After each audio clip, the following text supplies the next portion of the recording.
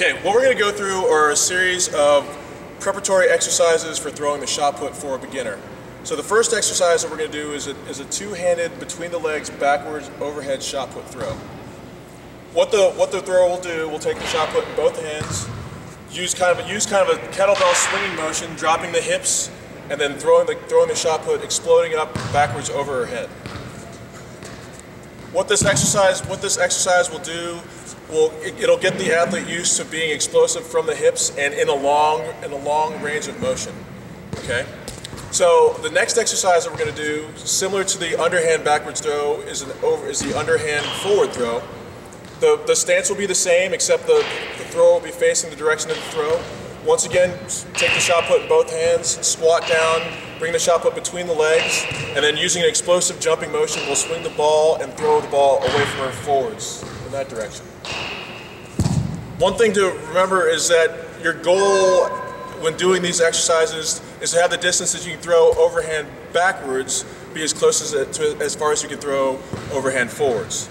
Now the next exercise we're going to do is a square stance standing shot put throw without using the legs.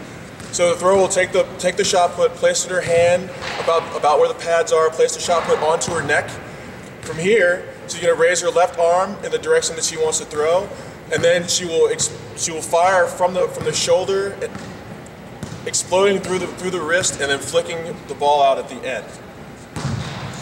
This kind of takes the action of the legs out of the motion, so you really get to really focus on the release of the throw. Now, the next exercise in the progression from the square stance is a staggered stance shot put throw. So from this position, the shot putter will take the power foot, which is opposite the throwing hand, put that in front of the body, step back with the leg of the same hand used to throw. Once again, placing the shot put on the neck. We will drive from the hip forward, keeping the left arm up, and then driving the shot put out in the direction of the throw. This step in the progression adds a little bit more lower body action to the throw, and you should notice that once you use a staggered stance, you're able to deliver the shot put in a lot more explosive fashion, where your shot put will also go a lot farther. Now the last step for beginners in this progression is a regular standing throw.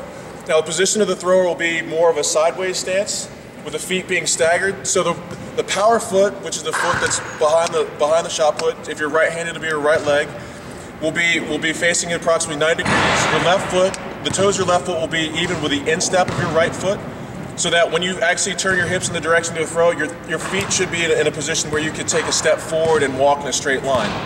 Now from here, you'll take the shot put and place it up on your neck. You'll put your weight on your right leg, twist it to your right. Is the right foot mover? Mm-hmm. So you twist it to the right. So you want to drop your shoulders, so they're kind of like you're picking up something heavy from the ground. From this position, you're going to drive your hips forward in the direction of the throw, and then you'll drive your shoulder, elbow, and flicking the ball finally with the wrist. Keep in mind the athlete's a pole vaulter, not a shot putter. It's the first time she's doing this in a while. Coach, quick question: what weight are you using? The same weight as they would normally throw with? Do you change the weights? For female athletes, most female athletes are strong enough to be able to use a 4K shot put, which is what the women throw in international competition. If you're working with high school boys, you could use a 12-pound shot. And if you're working with athletes who are in college who may not be throwers, if they're not multi-eventers, you can use a 12-pound shot for teaching for them because it's a little bit heavier. But if they're going to be multi-eventers, then you want to get them used to using the heavier, the 16-pound shot, which is the international weight. Okay, so it shouldn't be any different than what they would normally use in competition. That's correct. Okay, good. Thank you, Coach.